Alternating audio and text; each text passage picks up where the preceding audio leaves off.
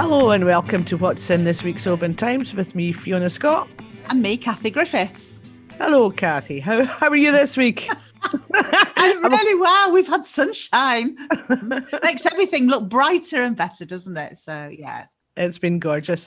Yeah, it's been another full-on week at the Oban Times as the world gets back to some sense of normality. And I've been writing about one of the region's most established events, which is getting set to return at the end of the month. Organisers of the 150th Oban Games have confirmed that the event will be going ahead with a special anniversary of the gathering taking place on Thursday, August the 26th at Musfield Stadium. The focus this year is on heritage and heritage of the event after a long and successful history. However, the committee are also looking to strengthen local links forged over the years to put on a truly great spectacle for Oban and the surrounding area. So we've got that to look forward to. Kathie, what have you been up to? Oh, well, I've got more events to tell you about. Now, sadly, the Lorn Show, which should have been on August the 7th, that Saturday, that was cancelled. However, I have a little alternative to offer you. Folks at the Racer Cafe at Barcaldine are putting on a Little Lorn Show. So there's car boot, there's arts and crafts. I think there's going to be a few little animals going along for people to meet and greet as well. So they're having a Little Lorn Show. And there's even going to be a best of show competition where people can enter their animals, not live ones and actually not dead ones either, but probably...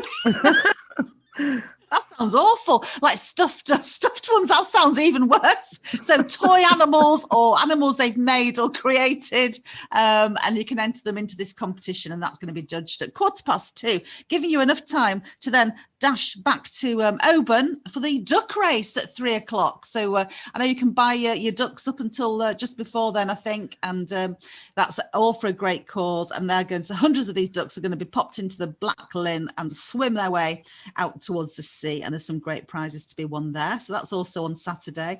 On Sunday, Ardchattan Centre, that's the old school at Bonawe, they're having an open day. So you can go along and have a peek and see what great work they've been doing there to turn this school into this community centre. There's a few projects that they're keen to get people involved in.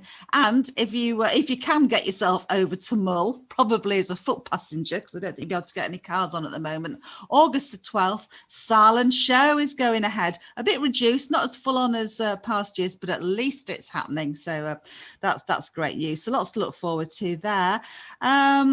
And also this week, I've been talking to a lovely lady, Beth McDonald from Bonawe. Now, if anyone goes along that road, you just will have had to smile when you see those funny sort of legs scarecrows peeping over her fence, stuffed with flowers. So these old trousers that she's stuffed with flowers. Looks really great and jolly. But she's also had an honesty box there with her gorgeous baking until some scallywags have been raiding the box for the buns and the money.